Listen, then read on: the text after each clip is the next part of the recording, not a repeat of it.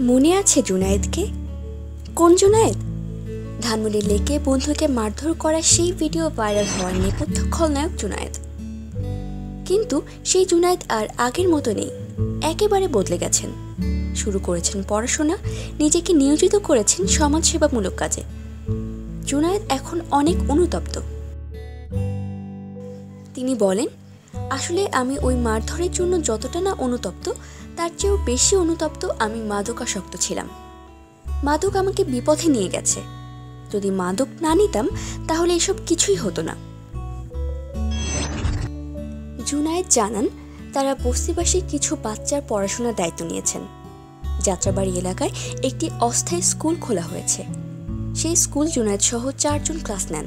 স্কুলের নাম আলোর পরশ।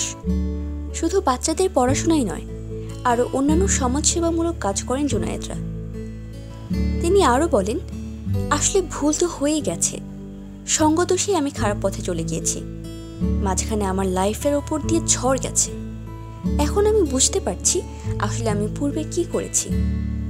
এখন সঠিক পথে থেকে মানুষের জন্য কিছু করব, এটাই আমার প্রতিজ্ঞা। কি করতেন জুনায়েদ?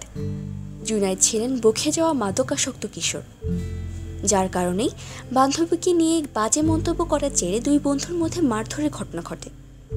জুনায়েদ জানালেন, স্কুল পাশ করে ইন্টারে আর নিয়মিত হতে পারেননি।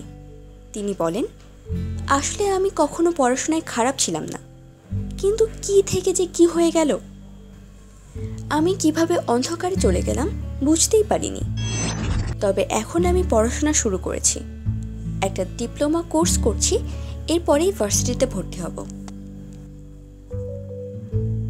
গত বছরের 13ই মার্চ ধানমন্ডি লেকের পাড়ে একটি মারধরের ঘটনা ঘটে, যা ভিডিও করা হয় এবং তার সামাজিক যোগাযোগ মাধ্যম ফেসবুকে পোস্ট করা হয়।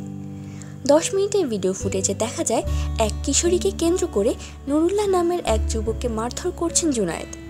এরপরেই সোশ্যাল মিডিয়ায় ছড়িয়ে পড়ে ভিডিওটি। পরে নুরুল্লাহর মামলায় জুনায়েদকে গ্রেফতার করা হয়।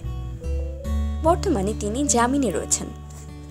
মাদকের মরণ নেশার কথা এবং তার ক্ষতিকর প্রভাব আমরা সবই তো জানি।